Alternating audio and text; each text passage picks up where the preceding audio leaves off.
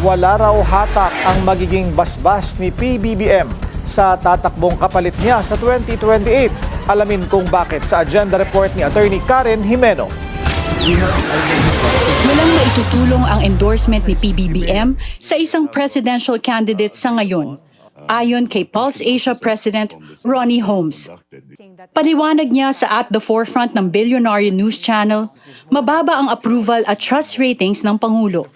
Unfortunately, at this point in time, we see that President Bongbong Marcos has a level of approval that is less than majority. This approval is higher than approval, and this trust is higher than trust. So in that case, it would not in any way have a positive effect unless these figures would change. So Ayon sa latest Pulse Asia survey, si Vice President Sara Duterte pa rin ang most preferred presidential candidate. Pero malapit na siyang mapantayan ni Naga City Mayor Leni Robredo. Pero bakit matunog pa rin ang pangalan ni Mayor Leni kahit sinabi na niyang wala siyang balak tumakbo bilang Pangulo sa 2028?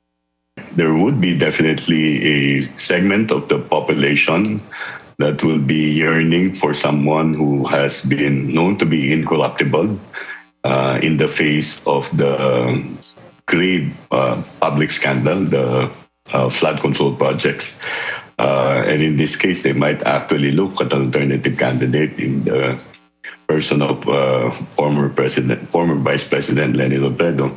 Sa napipintong impeachment trial ni VP Sara, sinabi ni Holmes na makakaapekto lang ito sa survey number ng bise kung matindi ang mga ebidensya na ilalabas ng prosecution. Para sa agenda, Attorney Karen Jimeno, Billionaire News Channel. Manatiling nakatutok sa Billionaire News Channel, sumubaybay sa aming social media accounts at mag-subscribe sa aming YouTube channel para sa mga eksklusibong balita at storya.